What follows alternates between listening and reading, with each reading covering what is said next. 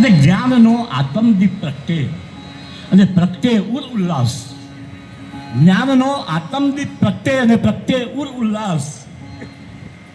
અજવાળે જીવનમાં પ્રગટે દિવ્ય પ્રકાશ. તો દિવ્ય પ્રકાશ અભ્યર્થના સાથે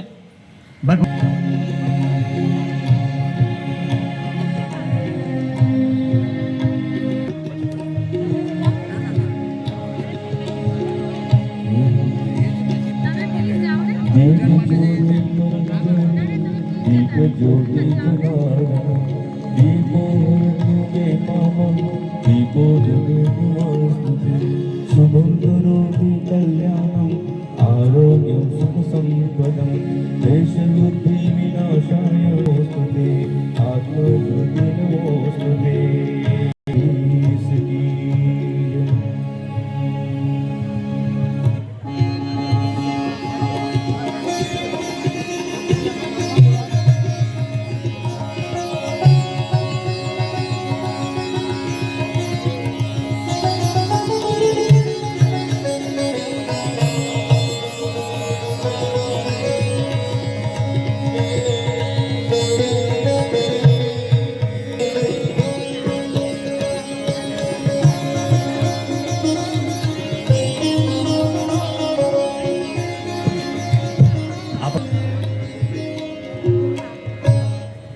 વંદના કરી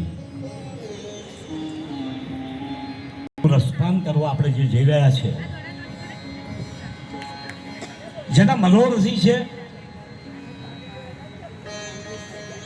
ગંગા સ્વરૂપ ભગવતીબેન પુરોહિત, પ્રીતિ બાત્રા એ પણ એમના દીકરી છે, જમાઈ દિનેશ બાત્રા, ગુલ બાત્રા પૌત્રી એમની, વિલાસચંદ્ર પુરોહિત, પારુલબેન પુરોહિત, અતુલચંદ્ર પુરોહિત, જ્યોતિબેન પુરોહિત, આશાબેન જોશી, કૃષ્ણકાંતભાઈ જોશી, પલ્લવીબેન ભટ્ટ, આદરણીય શ્રી પ્રકાશભાઈ દવે, આદરણીય મંદાકિનીબેન દવે, આ બધા યજમાન પરિવાર છે. સૌથી પહેલા તો આખા યજમાન પરિવારને આપણે અને પિતૃઓને અર્પણ કરવું છે, તો એ પોતે પણ ઘરે શ્રીમદ ભાગવતનું રસપાન કરી શક્યા હોત, એમને કદાચ શ્રવણ કરવું હોત તો અત્યારે તો ઘણી બધી સુવિધાઓ છે, એ કેસેટોના માધ્યમ દ્વારા પણ ભાગવતનું રસામૃત શ્રવણ કરી શક્યા હોત. પણ ના, આપણે એટલા માટે તાલીઓથી એમને વધાર્યા કે એમને એ ન વિચાર્યું, એમને એમ વિચાર્યું કે શ્રીમદ ભાગવત જ્ઞાન યજ્ઞનો દુર્લભ લાભ આપણે તો લઈએ, પણ આપણા સ્વજનો અને આપણા મિત્રો પણ શ્રીમદ ભાગવતજીનો એમને આટલું મોટું આયોજન કર્યું અને એટલા જ માટે આપણે એમને તાલીઓથી વધાર્યા. આમ તો આગા ક્યાં છે સગા સંબંધીને, ક્યાં મિત્રોની ખોટ પડી છે, কিন্তু બસ અહીં નાની જૂની લાગણીઓની ખોટ પડી છે. આ પરિવારે સમાજમાં અને સંસારમાં લાગણીઓ ભરવાનું કામ કર્યું છે, એટલે હું આ વ્યાસપીઠના સ્ટેજ ઉપરથી એમને હું લાખ લાખ વંદન કરું છું.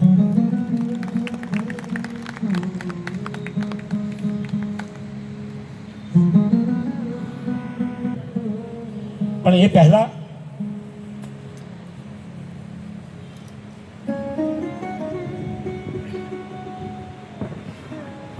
આપણે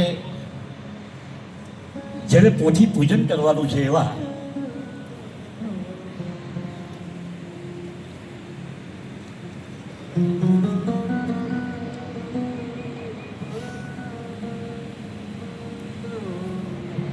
રોહિતભાઈ, દક્ષેશભાઈ અને હિતેન્દ્રભાઈ આ પોથી પૂજન કરવાના છે. પણ એ પહેલા આજના મુખ્ય મનોરથી શ્રીમદ ભાગવતજી વાગ્મય સ્વરૂપે સ્વયં પરમાત્મા બિરાજમાન છે, ત્યારે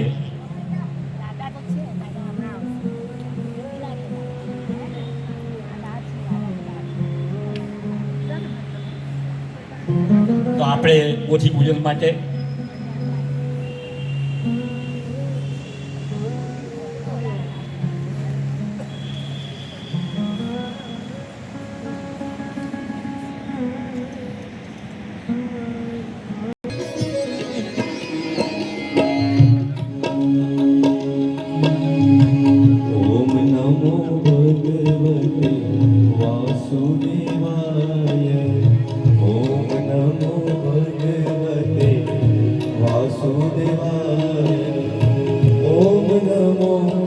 ભગવતે વાસુદેવાય ઓમ નમો ભગવતે વાસુદેવાય ઓમ નમો ભગવતે વાસુદેવાય ઓમ નમો ભગવતે વાસુદેવાય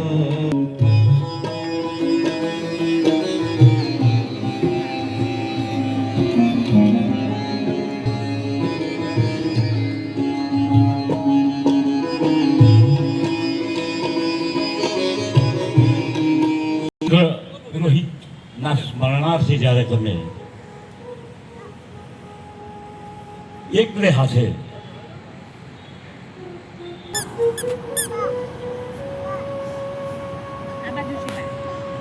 ભાવથી મારા હૃદય સાચા હૃદયપૂર્વક અંતઃકરણપૂર્વક બધાનું સ્વાગત કરું છું અને 7 દિવસ સપ્તાહના જ્ઞાન યજ્ઞમાં આપ સૌ ભાગીદાર થશો મારી સાથે અને આ જ્ઞાન યજ્ઞનો જેટલો બને લાભ લેશો એવું એક આ જ્ઞાન યજ્ઞના મનોરથી તરીકે મારું નામ ભગવતીબેન કે પુરોહિત હું આપ સૌને હૃદયપૂર્વક વિનંતી કરું છું અને આપ સૌનું સ્વાગત કરું છું.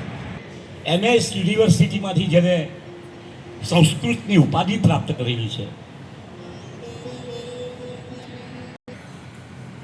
નયનભાઈને હું જે રીતે જોઉં છું એ રીતે ચંદ શબ્દ પુષ્પો સમર્પિત કરીને એમને પ્રાર્થના કરું કે આજે ભાગવતજીનો મંગલ પ્રારંભ કરે અને કથામૃતના રસપાનમાં આપણે ભીજાઈ જઈએ તો નયનભાઈમાં ભાવસૃષ્ટિ પુષ્ટિની દેખાય છે. નયનભાઈમાં ભાવસૃષ્ટિ પુષ્ટિની દેખાય છે ને કેવલ અત્યંત કૃપાની વ્યક્તિત્વમાં છલકાય છે. કેવલ અત્યંત કૃપા મહાપ્રભુની વ્યક્તિત્વમાં છલકાય છે અને સદા સર્વદા ભજરામૃત જિયામાં રમતું રહ્યું. સદા સર્વદા ભજનામૃત જેના હૈયામાં રમતું રહ્યું એ સર્વાત્મ ભાવે નયનભાઈમાં કૃષ્ણ ભક્તિ છલકતી દેખાય છે અને ભગવાન પણ ભક્તની આંખોમાં પ્રકાશે છે અને સ્વયં પરમાત્મા ભગવાનના મુખેથી પ્રગટે છે. એમનો એક એક શબ્દ એ હૃદયથી નીકળશે અને આપણા હૃદય સુધી પહોંચાડશે ત્યારે આપણે રોમ રોમ આપણા રોમાંચિત થશે. પુનઃ એકવાર કહું છું કે એમાં લેશ માત્ર શંકા નથી અને આપણા સૌ વતીથી પરમ પૂજ્ય શાસ્ત્રીજીને પ્રાર્થના કરું કે આજે શ્રીમદ ભાગવતજીના મંગલાચરણ દ્વારા અમને કૃતાર્થ કરો.